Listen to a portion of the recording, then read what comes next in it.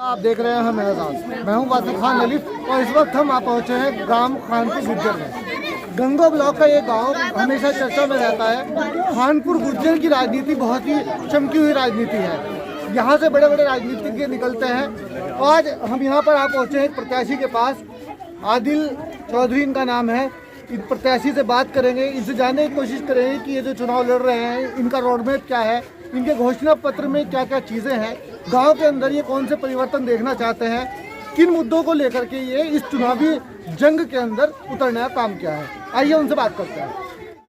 आप चुनाव लड़ रहे हैं? जी हाँ। तो किन मुद्दों को लेकर के आप चुनाव लड़ रहे हैं? सर, मैं तकरीबन 4 साल से हमारे गांव के अंदर लाइट की इतनी व्यवस्था खराब थी कि 3-3 महीने ट्रांसफार्मर नहीं आया करते थे और ट्रांसफार्मर फूकने के बाद हर आदमी बाँच इकट्ठी करके 2-2 महीने में ट्रांसफार्मर आता था और उसके बाद तुरंत ही वो फूक जाता था। ओवरलोड होने के कारण गांव के अंदर अंधेरा रहता था। लोगों को यहाँ तक की मुश्किलें थी कि वो मोबाइल रिचार्ज चार्ज करवाने के लिए भी गंगो जाया करते थे बाज़ार में अपना चार्जिंग लेकर के।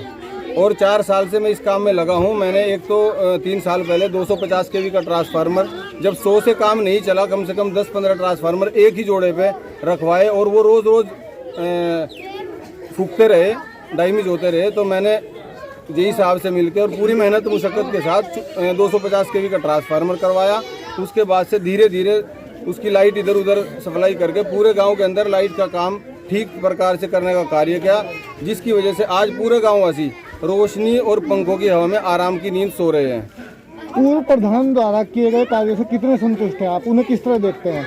हम उनके कार्य से बिल्कुल संतुष्ट नहीं हैं। जो सड़कें हैं वो पुरानी झुकीतू हैं, जो नालियां हैं गंदगी भरी हुई है। आज तक जितना परमिट निकला है किसी का कोई हिसाब नहीं है। हर नाली पे, हर सड़क पे कई बार परमिट निकल चुकी है, आज तक दोबारा से कोई काम नहीं हुआ है। जो पुराने प्रधान का था, यानी कि अब से 10 साल पहले पिछले प्रधान का था, जो 5 साल पहले वाले थे, उनका जो कार्य था वही जुकातू है, उसमें कोई रद्दोबदल नहीं हुआ है।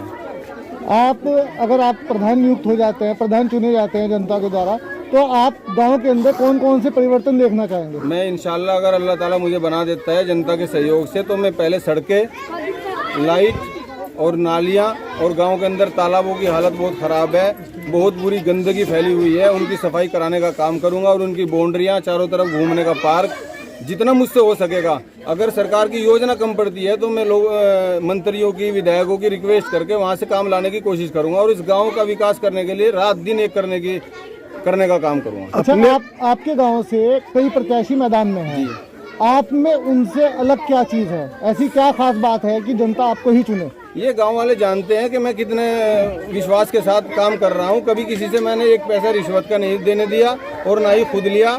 रात दिन एक करके जहां 150-150 रुपये ट्रांसफार्मर की बाँच लेकर के लोग गांव के अंदर ट्रांसफार्मर रखवाते थे, आदिल ने किसी से 1.5 रुपया नहीं लिया। ये गांव वाले जानते हैं सब, जितना विकास किया है बिना रिश्वत के किया है और आगे भी यही मोटिवेट रहेगा कि बिना रिश्वत के सबके काम हो। अपने गांव में युवाओं के लिए क्या संदेश देंगे, क्या उनके लिए करना चाहेंगे? युवाओं के लिए यही है कि युवा शिक्षित हैं, देखें, समझें और सोचें। अगर युवा भी भटक गए तो फिर वही हाल रहेगा जो पिछले 5 साल रहा है, गंदगी फैलेगी और किसी का काम नहीं होगा। अगर युवा साथ आएंगे और सब लोग मेरा सहयोग करेंगे तो मालिक ने चाहे इस गाँव को चंडीगढ़ की तरह चमका के रख दूंगा, मालिक ने चाहा तो।